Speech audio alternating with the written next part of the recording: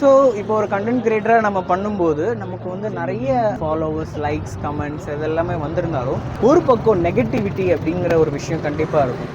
அதை நீங்கள் எப்படி ஃபேஸ் பண்ணுறீங்க அண்டு வளர்ந்து வரக்கூடிய இந்த கிரியேட்டர்ஸுக்கு எப்படி அதை இக்னோர் பண்ணி போகணும் அப்படிங்கிற ஒரு சின்ன டிப் கொடுங்களேன். இப்போ வந்து எப்படின்னா, ஒரு பாயை விட ஒரு கேர்ளுக்கு வந்து இந்த சொசைட்டியில் வந்து நிறைய நெகட்டிவ்ஸ் இருக்குது. நம்மளை வந்து வெளியே வரவே விட மாட்டாங்க. நம்ம உடனே வந்து ஒரு கேர்ள் வந்து ஏதாவது ஒன்று பண்ணோன்னே அவங்க மேலே வந்து ஒரு தப்பான ஒரு இதை வந்து கொண்டு வந்துருவாங்க, ஒரு இமேஜை. இது தப்பான பொண்ணு தான் இப்படி பண்ணுறது. ஸோ அந்த மாதிரி நிறைய ப்ராப்ளம்ஸ் வரும். நிறைய பேர் வந்து அந்த மாதிரி நம்மளை சொல்லிடுவாங்களோன்னு சொல்லிட்டு பயந்து போகிறவங்களும் இருக்காங்க. இந்த ஃபீல்டுக்குள்ளே வந்துட்டு வெளியே போகிறவங்களும் இருக்காங்க. இதை நினச்சிட்டு நிறைய பேர் வந்து அவங்க டேலண்ட்டை வெளியே கொண்டு வர முடியாமல் இன்னைக்கு இருந்துட்டு இருக்காங்க. ஸோ நான் என்ன சொல்கிறேன் அப்படின்னா, கண்டிப்பாக வெளியே வாங்க. நெகட்டிவ்ஸ் நிறைய வரும், பட் அதை வந்து நம்ம வந்து மைண்டே வைக்கக்கூடாது. அவங்க சொல்கிறவங்க சொல்லிகிட்டே இருக்கட்டும். அவங்க சொல்ல சொல்ல நம்ம தான் வளர்ந்துட்டே இருப்போம்.